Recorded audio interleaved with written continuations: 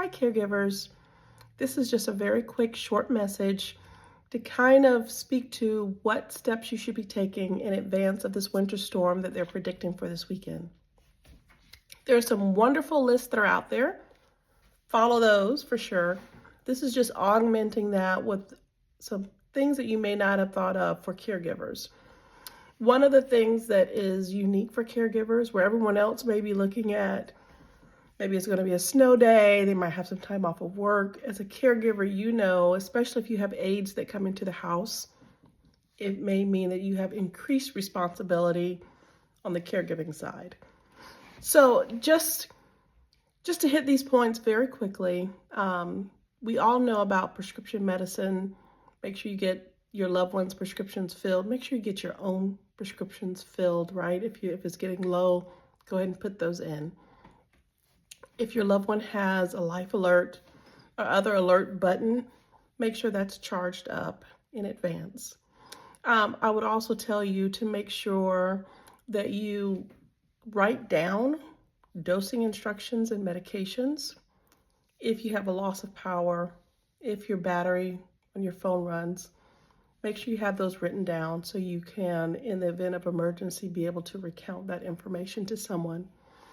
As well, it's helpful for you to wash the things that you can wash now, especially if your loved one has any soiled clothes, anything of that nature. Wash them now, don't wait till later. Additionally, I would tell you, get your loved ones to help you with everything, right? So your loved one themselves, whatever they can help with, if you've washed clothes, let them fold them, right? Where you normally do everything for them, let them pitch in, let them help.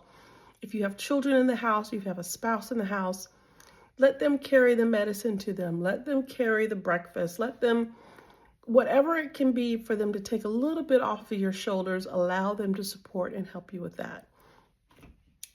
Filling the bathtub with water.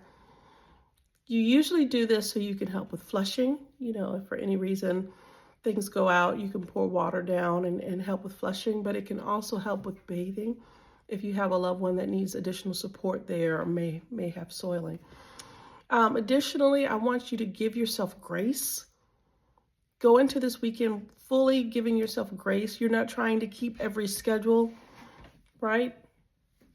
You're relaxed. Apart from getting medication on time, everything else can just be at a different pace, right? Slow down. Everyone else is running around. Create a pace that's comfortable for you so you don't feel like you're frantic in the midst of all that is already going on. I would tell you as well, if you are a solo caregiver, it's just you and your loved one in the home, invite another friend over, right? Ask them to come over and weather the storm with you. If you have a friend that's single or you have a sibling or someone, there's no problem with that. It could be additional company, additional support. And if they can't come, you'll be fine, but certainly don't hesitate to ask because you never know until you actually put that out there. I have up here to take Friday off for what you can. If you can't take it off, log off early. And not so you can run out and buy all the bread, milk, and eggs, but take some time, go get yourself a pedicure, manicure, go to Starbucks and drink a coffee and take a long time. Just some time for yourself to breathe, recharge, and kind of prepare for the unexpected. I don't want you to be out there and not be able to have fuel in your tank to be charged up for that. And then on the back end, right, when the storm is over, everything, you know, sun comes back out. If you need to take a day before you go back into work, if you need to take some time, make sure you give yourself that additional grace to recharge. Those are the simple tips, right? These are just little things I want you to be mindful of, but this is for you as a caregiver so you can be prepared and you can be endured. Oh, the other one, and before I finish, the library. Take your loved one to the library. You are not going to be entertainment this weekend.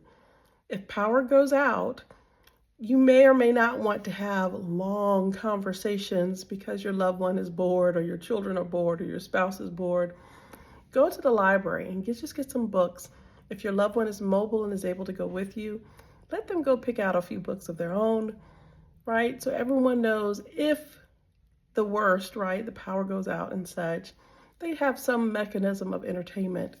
And again, there's other lists that are much longer, right, about the batteries and the candles and the blankets, and make sure you're following those lists. But this is just for you as a caregiver, augmenting those lists so you can be prepared, and you can have support, right? You're not trying to be a super person, superwoman, superman. You're just trying to do all the things that you can do while also maintaining you through this all.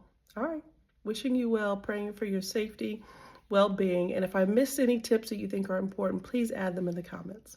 All right.